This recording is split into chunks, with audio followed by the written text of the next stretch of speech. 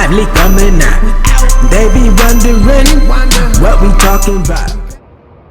Bow. So at first, I'm looking at my partner, Real Talk Boxing, and he did a video. Is this fight going to happen? Charlo versus Saul Canelo Alvarez. Then I see that information, that fight, breaking all over YouTube.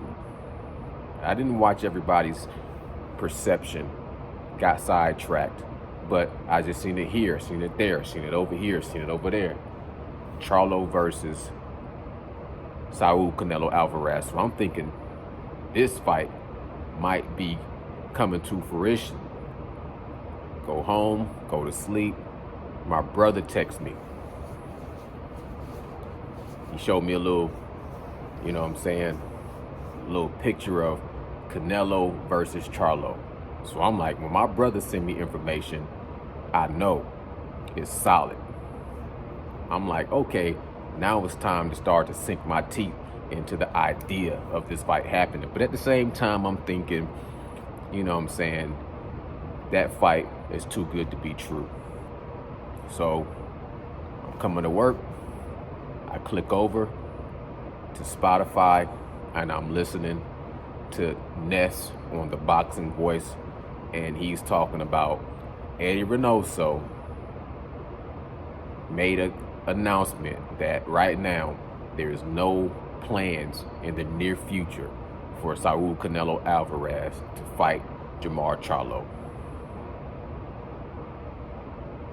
You know what I'm saying? So it is what it is. I really just I didn't see that fight happening like that. You know what I mean? That ain't the way boxing really works. And to me, it's a carrot on a stick type of a fight. It might come, but I look at all the options Canelo has between Makabu, Beterbiev, Bivol, Demetrius Andrade, David Benavidez, and Charlo, along with a few other names that I probably don't even know about. You know what I'm saying?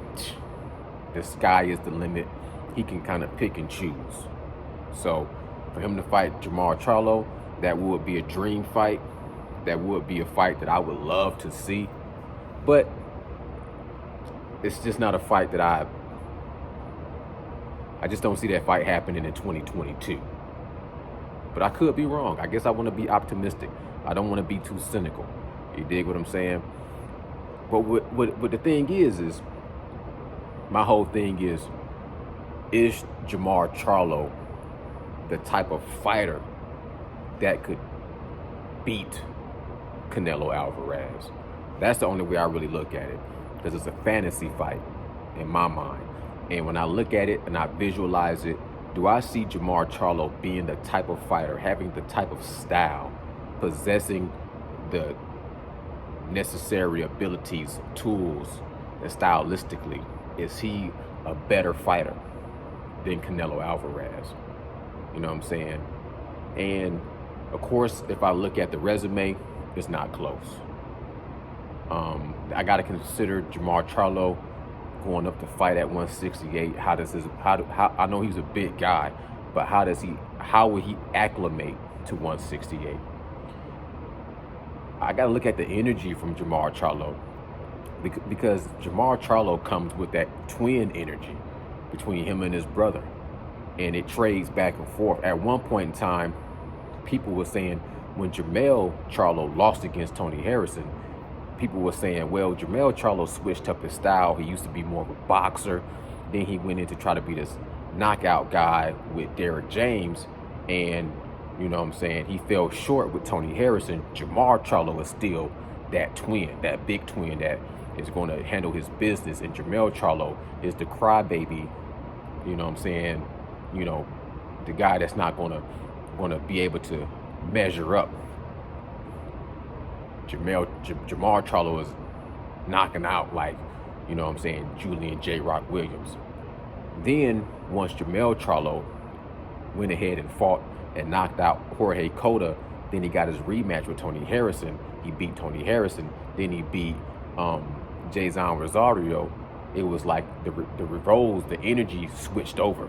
People started talking about Jermell Charlo. He had the unification on the line with Brian Castano. Jermall Charlo, you know what I'm saying, he fought and he was having decent performances, but he had the performance against Juan Montiel, who got knocked out by Jaime Munguia, but he had that performance against Juan Montiel, and people started looking at Jermall Charlo different. You know what I'm saying? Like, he's not as good, or he doesn't even have the desire to fight the way Jermell Charlo. I look at it like their energy kind of go back and forth. You know what I'm saying? And they fight up to their competition.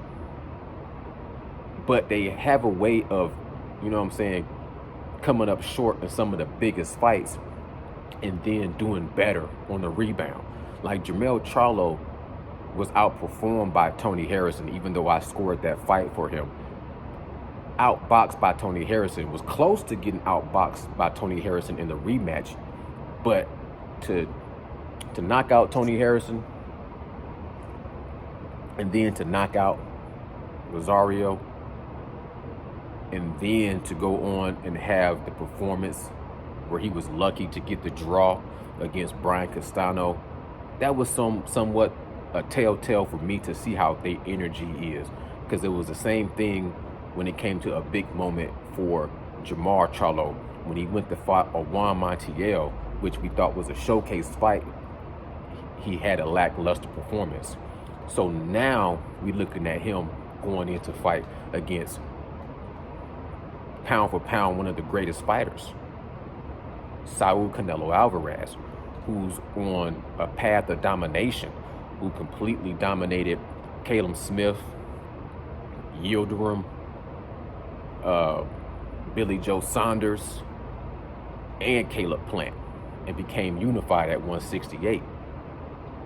Not to mention he's fought against the Austin Trouts, Islori Londas, you know what I'm saying, Daniel Jacobs, Floyd Money Mayweather. A lot of people think that Jermall Charlo heart pumps Kool-Aid by the little confrontation that Daniel Jacobs had with Jermall Charlo in that hallway where Daniel Jacobs was like, I've been looking for you. I was looking for you. And he was like, look, man, I'm touching M's. You ain't even touched M's yet. And Jermall Charlo kind of was like, man, get out of here, man. Get out of here. You know what I'm saying? People thought that Jermall Charlo's heart was pumping Kool-Aid then. Like he was ducking David Benavidez was the rumor. When it was a fight being discussed with David Benavidez versus Jermall Charlo was like, yeah, I'll fight that dude, but he too young.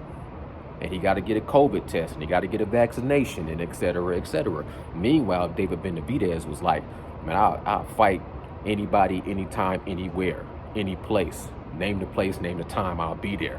Now, I don't know if David Benavidez is going to make weight on the scales, or if he's going to be able to pass the necessary test to pass the test, but David Benavidez seems like he was game to fight Jermall Charlo. Either way, David Benavidez, Jermall Charlo, Demetrius Andrade, get the fuck out of here, man. Get the fuck out of here. It's my night. They all, to me, would be great fights against Saul Canelo Alvarez. And when I think of Jermall Charlo stepping up to fight Canelo, I see him coming up a little short. But I do see his team, you know, Ronnie Shields versus Eddie Reynoso. That'd be great. And I see his brother really getting behind him, because they always had their little back and forth twin rivalry. And there was times where Jermall Charlo was even saying Canelo was pound for pound, and my brother is afraid. I'm saying that not verbatimly, but there's been times where Jermall Charlo hinted like Jermall Charlo didn't want to fight with Canelo. But I'm sure if they made that fight, his brother would rally behind him, his team would rally behind him. I think he would probably be the best version of Jermall Charlo to fight, to fight a Canelo Alvarez. But I only can see him coming up short in that fight until I see the fight. You know what I'm saying? I would have to lean towards Canelo to do what Canelo does. You know what I'm saying? He's fought so many different versatile styles. Charlo definitely has a lot of physical abilities, speed, power, great defense. He also had that fight against Deverenchenko that was questionable because he dominated Deverenchenko, but he never really hurt him and knocked him down. And even Triple G knocked down Deverenchenko. When Charlo finished fighting against Deverenchenko, he was backstage talking about, man, that was a tough guy. That was a tough guy. And if he thinks Deverenchenko is tough and can take a punch and take punishment, then the likes of Canelo is on a different level. So if you are impressed with the toughness, which Deverenchenko is battle tested and very tough, he's not on the level physically, durable, he doesn't have the power. He doesn't come close to Canelo. So if that's your measurement, if that's your bar, that's the test, that's the toughest fighter you faced so far that I've seen was Deverenchenko. That's a huge step up to fight Canelo. And I only can see you coming up short. But I would love to see the fight. You know what I'm saying? I would love to see the fight. That's my boxing nocturnal thoughts. Y'all let me know what y'all think in the comments below. Hit the subscribe button. This is Boxing Nocturnal Thoughts. Signing out. Bow. Salute.